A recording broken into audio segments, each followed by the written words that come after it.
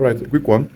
So, a lot of fashion designers are facing challenges on how to rent their apartments and also rent their shop for business, right? So, I've gotten series of messages recently, um, trying to know the best decision to make, and I keep on telling them that if you have not yet built your customer base, that it will be hard for you to be able to pay double rents in terms of paying for shop and also paying for house. And be in mind that there are no area in Nigeria now that rents are cheap or affordable. No matter the price, is still very much exorbitant for to some people, right?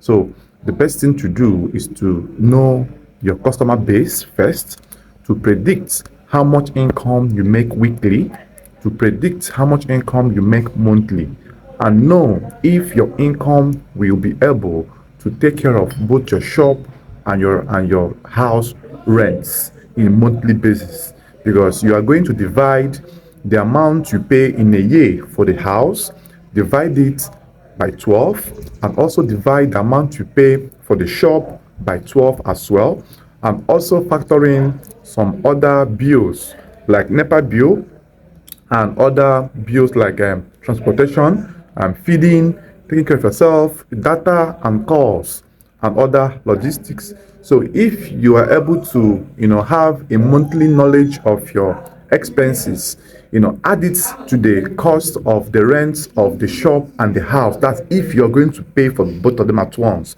and know if your income will be able or will be enough to take care of these two basic things that you need. Now, in the absence or in the case where you are not able to cater for these expenses, what is the next step to take? What are you going to do next? So that is the reason for this video, right? So watch the video to the end and make sure you like, share, comment, and subscribe to my channel.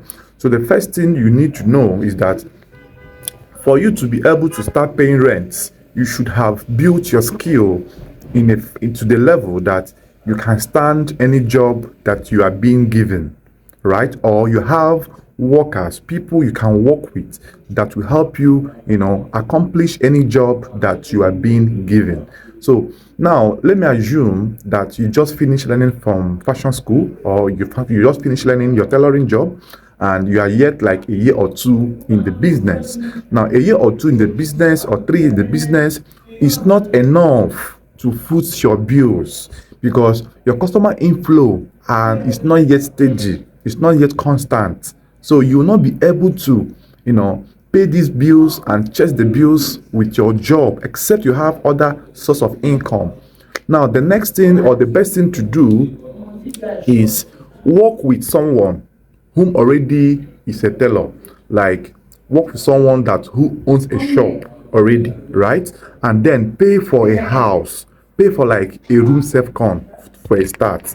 Now work with someone who already owns a shop that gets job often, right? So when you work with someone who owns a shop, then you will be working for him or her, then pending when you save up a lot of money to be able to take care of these rentals for like at least a year or two before you can now move out to start on your own. Now, when you work with this person, you will have challenges, which is normal, right? You will have shortcomings, you will have times of, ups and downs, but then make sure that you don't lose your focus or your concentration while you are in the shop. Now, also be in mind that while you're working with the person, you're also gaining some customers, some contacts. It's not as if you are going to backstab the person to steal her customers or to steal his customers. But there are natural people that will see you and like you or prefer your job, or that would like to be friends with you. So then such people will now become your contacts, which you will now give them your number and they will save it in their phone. So subsequently, when they need your services, they can now check up on you and call you to make sure. And also be in mind that during this course, you are always needed to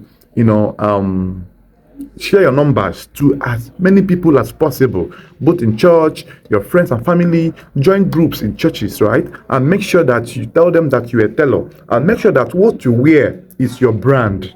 You cannot be wearing polo and jean and you want to convince someone that you're a tailor. It's not possible. From your outfit alone, they should be able to predict that you're a tailor. You get? So make sure you have your brand on you at least every Sunday. At least every Sunday. Don't be wearing burial uniform, burial polo, and you want people to give you money to sew a border for them. It's not possible. Make sure that once in a while you sample your brand, right? And then also make sure that your Facebook profile and WhatsApp status are of fashion related posts. Don't be posting jokes and comedy or church activities when you are in their need of customers. I'm not against posting church or religious posts, but I'm against using your platform to post what will not benefit you. Do you get? So when you're able to get your priorities right and you start posting pictures, videos that are in line with your fashion brand or with your work, you will start having that different mentality and growth. You will start being anxious of your well-being, right? So use your platforms to promote your job by yourself. No one will promote you if you don't promote yourself. Don't wait for Sabinus to post you when you're not posting yourself. Don't wait for Don Title to post you when you're not posting yourself. It's not possible. Don't wait for any big brand to post you when you're not posting yourself. It is when you post yourself repeatedly, often, and you are consistent, people will now see that you believe in yourself, and they will now help you by sharing your jobs for more visibility, right? So because most people, they have works they have sewn, but they are scared or ashamed or shy of posting their jobs. I'm like, what for? Post your job for people to know what you are doing. You cannot be claiming you're a tailor and you have not posted the jobs 2 times in a week. It's not possible. In some cases, if you go to their profiles on Facebook, it's all littered with joke comedies and stuff that are not related to fashion. Someone can come to your shop and your profile and have a glance through and see that what you are posting there is not related to what you claim you are, and he or she will take a leave and he will not patronize you. Let your profile be attractive. Let it be all about fashion designing. Even if you don't have jobs that you are doing, you can share people's jobs on your profile and still write it that you can do the jobs. You can still share it and give the person an accolade and be like, available on pre-order, right? So people that likes your jobs can as well contact you to replicate similar jobs for them, right? So when you have worked for someone for a long time and you have gained some visibilities, you have gained some contacts, you have gained some inspirations and everything, you can now know how best to apply your next move, right? So, but then, if you don't want to work for someone, because I know most people hardly want to work for someone, like me, I hardly like working for someone, but I like to associate myself with people and to learn from them. So if you don't want to work with someone, you can still rent a room and parlor. Use the parlor as your fashion brand, as your office. Use your parlor as where you sew while you live in the other room, right? In the one other room. If you have the money, you can rent 2-bedroom parlor. Use one room and parlor as your working place and use one room as your resting place. Now, people will ask me, how do they now get customers? This is where your social media plays a major role, because if you depend on working customers, you will hardly get jobs, right? Every good tailor now should have a platform where he or she gets his or her most customers from, right? So when you're able to rent a room and parlor or 2-room and parlor, you now use the parlor as your working place while you use your room as your resting room, and then you will now be making efforts to go out there to source for jobs and bring it home, right? Now this will go a long way to give you more confidence and less burden of rents. Paying 2 rents will not be ideal, so you can just pay 1 rent and use the 1 rent to now secure the next rent. Now bear in mind that working in your home might not be ideal to some people because of locations and other thing, but to some people it's the best decision. Like myself, it's the best decision I've made in my life, to rent a place where I work as well and also live as well, right? Because I got a place where there's federal lights. We have 18 hours lights daily, sometimes 20 hours light daily. So I use the lights to produce, while, unlike other places I was staying, the light was a state light, which I spend more money on fuel.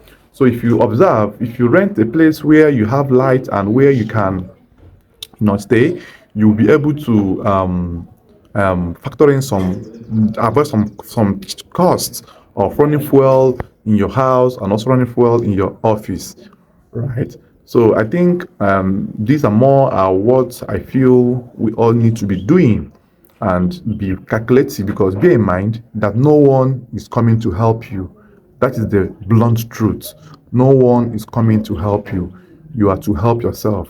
Now, when you fall into depths that you cannot come out of or from, you will start feeling depressed. You will start being confused, right? So even though sometimes depths still helps you to ginger yourself to work harder, but then it's not ideal to fall into debts which you know that you cannot pay off within a year or two, right?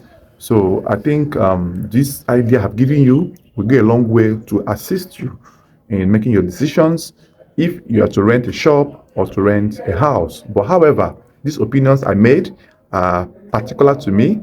So if you feel otherwise, you can go ahead and rent anything you want to rent. And I wish you the very best of luck, and may God see us through in our endeavors. Thank you for watching. See you guys in my next episode. Bye bye for now.